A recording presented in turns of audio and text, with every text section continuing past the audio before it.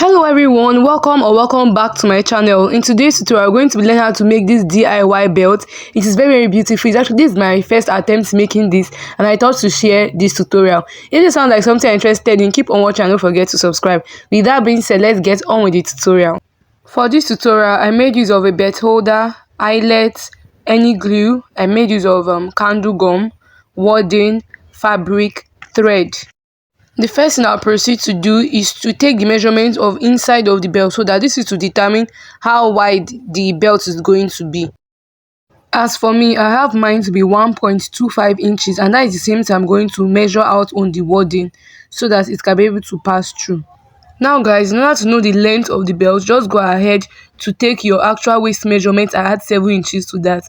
So guys, my client's waist measurement is 34, and then plus extra 7 inches is what I have right here. Due to the fact that I want to create an arrow-like or triangular effect at the end of the belt, I'm just going to go ahead to come down by 1 inch, and then from that point I'm going to slope it into the midpoint, just like you can see me doing.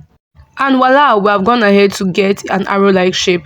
So guys, now I'm just going to place the wording on a piece of fabric that should be able to fold it. Like, it should be have enough allowances at the both sides to be able to fold it in, what I can see. And I'm going to go ahead to iron the shiny part of my wording to the wrong side of the fabric. So I'll go ahead to iron that and make sure that they stick together. The heat of the fabric has fused these both parts to become one part, and this is what I have it to be looking like.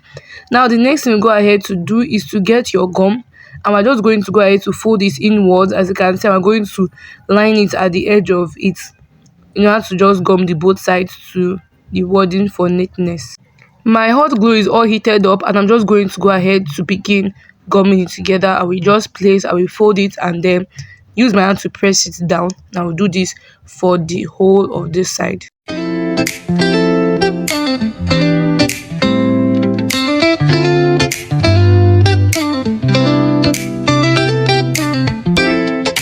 At the end, you see I left piece of fabric about 1 inch. Everything I did to this first part, I'll go ahead to do the same thing on the second side.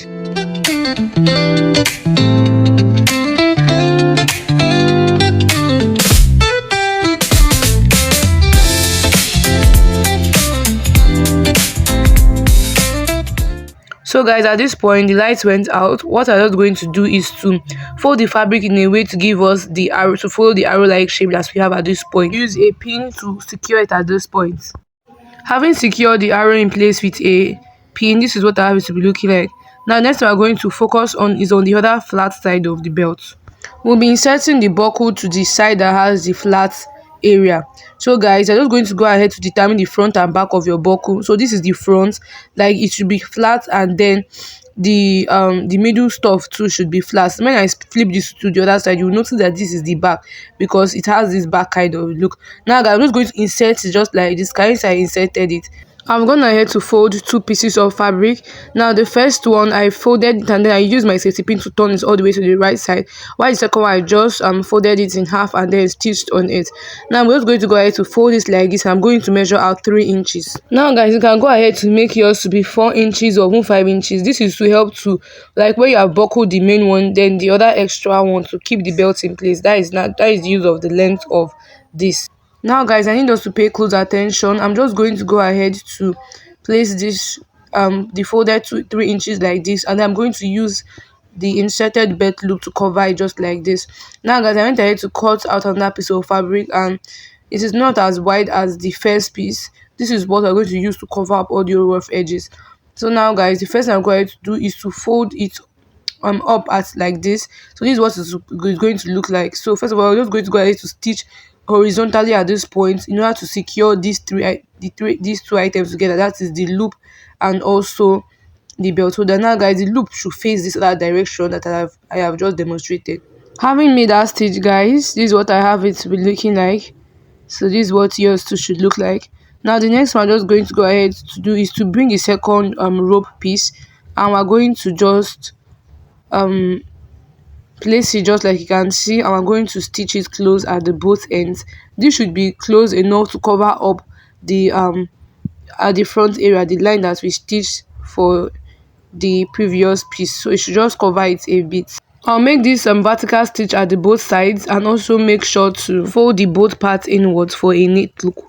Now guys, having done this, the second loop, I'm just going to go ahead to pass it just like you can see, and I'm just going to insert it into this place, that point we have here, and I'm going to join it together. After joining it, I'm going to now turn it to the other side so that the joined place is going to face inwards. So guys, this is what I have it looking like, having joined it, and this is what yours should look like. Now guys, I went ahead to finish it up by placing the other part that we cut to cover the rough edges. I folded it all the way to the end, and that triangular place I also folded it in the shape of the triangle, and this is what I have it looking like.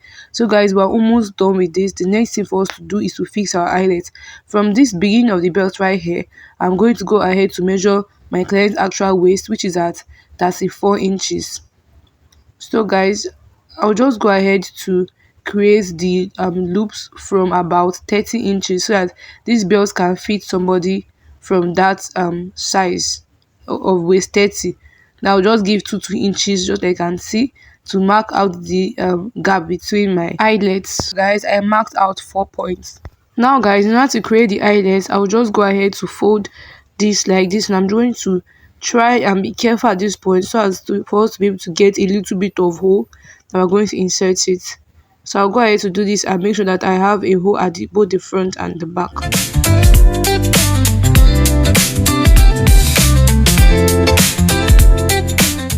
Having created my hole, I'm going to fix the right side of the eyelet just like this inside, and then make sure that it comes outside. After that, I'm going to use the other side to cover it up. I'll then proceed to use this eyelet and then just exert pressure to close the both pieces together to form one piece.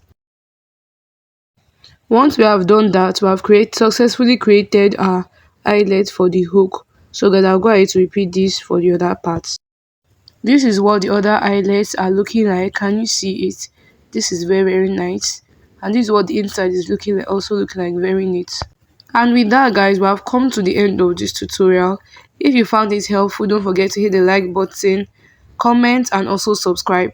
Thank you all for watching this far, and I will see you all in my next video. Bye.